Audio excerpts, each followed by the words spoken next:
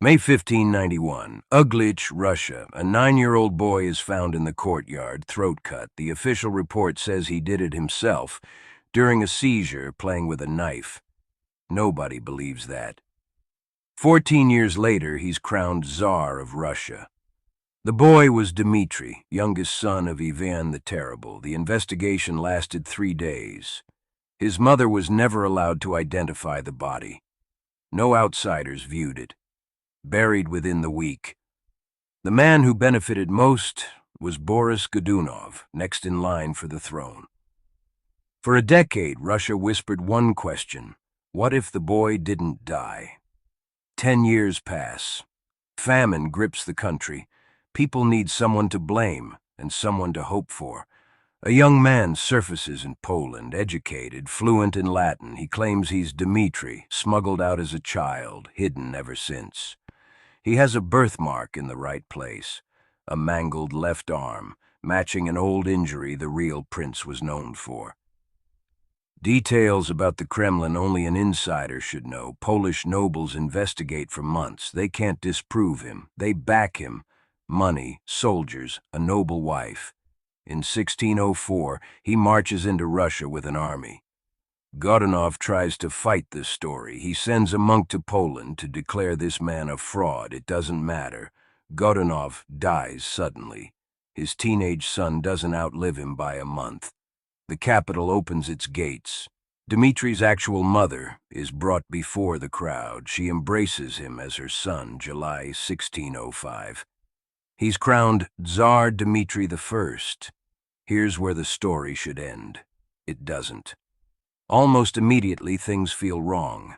He eats with a fork, unheard of in Moscow. He skips the ritual afternoon nap tsars are expected to take. He doesn't purify himself before Orthodox services. Armed Polish soldiers walk freely through the Kremlin. To the boyars watching, he doesn't move like a man raised in this palace. He moves like someone who learned how to act like he was. 11 months in, the same nobleman who investigated the boy's death in 1591, Vasily Shwisky, leads a mob into the Kremlin. They throw Dmitry from a window, shoot him, burn the body, fire the ashes from a cannon west toward Poland, sent back where he came from. A body burned, no evidence left. Shwisky, the same man who buried the real boy without a witness in 1591, now erases the pretender in 1606. Within a year, a second man appears, claiming he survived the mob. The widow meets him. She recognizes him as her husband. A third pretender rises after the second dies. 3 men, 3 faces, one identical claim. Russia nearly collapses under the chaos. Historians call it the time of troubles.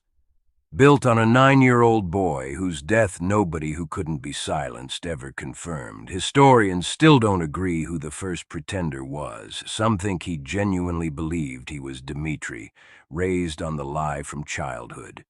Others think nobles engineered him as a weapon. No remains, no surviving neutral witness. The one person who could have ended it instantly, his mother, embraced him instead of exposing him. We don't know if she believed it, or if she just needed to.